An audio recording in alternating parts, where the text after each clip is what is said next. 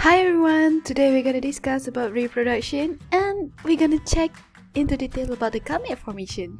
So there are two things that we need to know about. The first one is the plant for the plant and the other one is for the animal.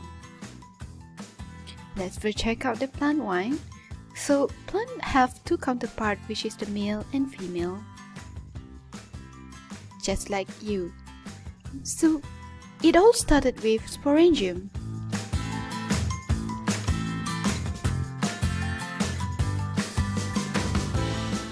A structure that actually contains all the cells that will develop into the gamete. So for the male one, we know it as a micro sporangium, while for the female one, remember mega. So all women love mega cells. So perhaps that's why it is called mega? I'm not so sure. So anyway, for female one, do remember the word mega. For the male one, do remember the word micro. So now, from microsporangium, inside it there's cells that will be responsible to develop into gamete.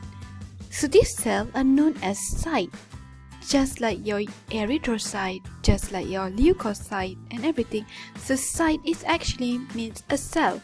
So this cell is known as microsporocyte. Remember, for the male one, we use micro.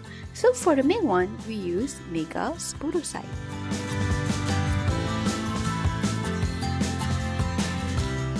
These cells are diploid, and it will be responsible to produce haploid daughter cell, which is the gamete later.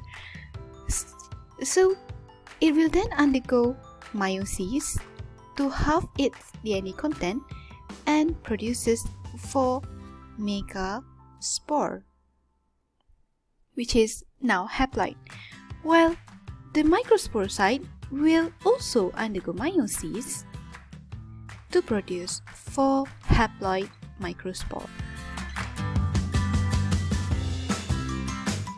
This is also the reason why microsporocyte can also be known as microspore mother cell,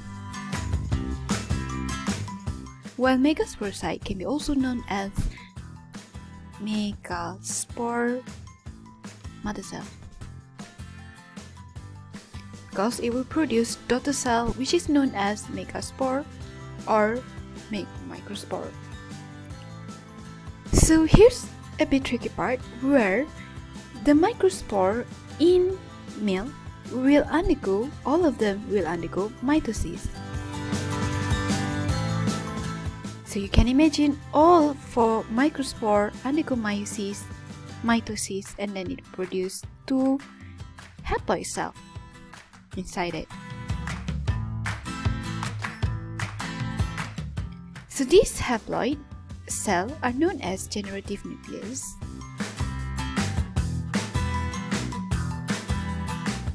I'm actually drawing the nucleus. Yeah, I should draw the nucleus like this. And do remember it is haploid, both of them, because it comes from haploid cell undergo mitosis, which is just like replicating themselves. So anyway, generative nucleus, and the other one is known as pollen-tip nucleus.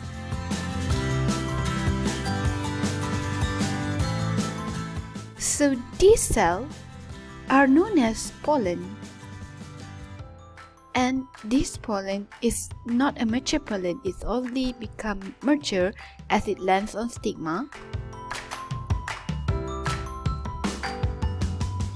And then the generative nucleus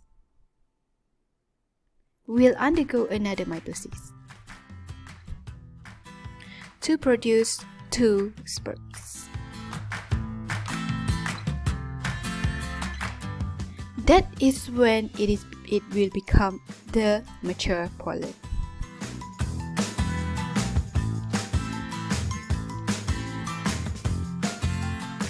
Okay, let's now discuss about the megaspore.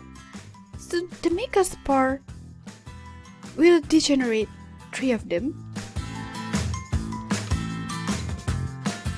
So there will be only one surviving one.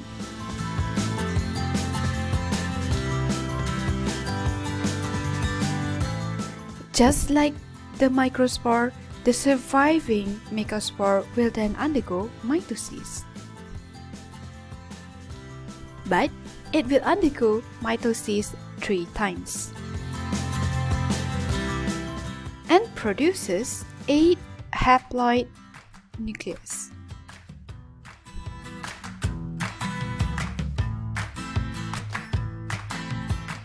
These nucleus will then migrate to their respective site, where 3 of them will migrate near the chalaza, while the other 3 will migrate near the synergid micropyle, and another 2 will be in the middle. So now you need to know their name. So the middle one will be known as the polar nuclei. This one will be the egg, while this one will be the synergid, and here it will become the antipodal.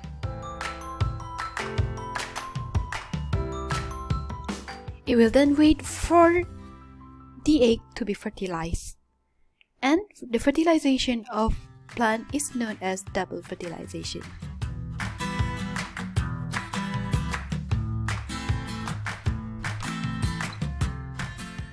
That's all for the gamete formation of plant. Simple, right? Microsporangium differentiate into microsporocyte or microspore mother cell, while the female one, megasporangium, will differentiate into megasporocyte or megaspore mother cell. Each of them are diploid and will undergo meiosis, producing 4 haploid daughter cells, which is known as microspore for the male and megaspore for the female. The male one, each of the microspore will undergo mitosis, producing pollen tube nucleus and generative nucleus in one pollen. The pollen will then land on stigma. The generative cell will then undergo another mitosis to produce 2 sperm cells, and that's when it becomes the pollen, the mature pollen. While for the female one, the megaspore will then degenerate 3 of them and only 1 will survive. The surviving one will mitosis for 3 times instead of 1 time, and it will have 8 haploid nucleus, which will migrate to chalaza, 3 to chalaza and 3 to micropyle, and then 2 in the middle, which then will become antipodal, polar nuclei, egg, and synergid. So the antipodal will then the egg will then be fused with the sperm, and another sperm will be fused with the polar nuclei. That is what we known as double fertilization. And then what will happen is antipodal, some say it have no function, but recently it actually helps in giving nutrient. While the main one for polar nuclei and sperm, it will become the endosperm, where it will give nutrient to the zygote. Where is the zygote? So the zygote is actually the sperm and egg, which later will become the plant.